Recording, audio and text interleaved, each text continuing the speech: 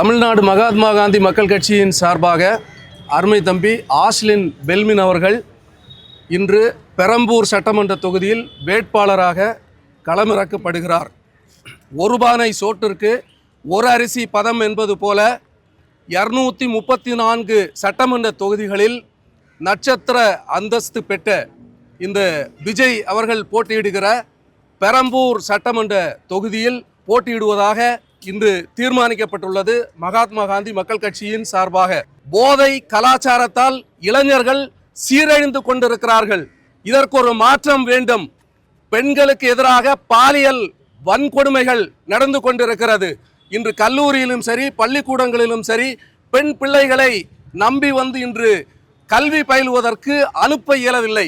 ஏனென்றால் வேலியே பயிரை மேய்வது போல அந்த ஆசிரியர்களே இன்று பாலியல் வன்புணர்வு செய்கிறார்கள். இந்த நிலை மாற வேண்டும்.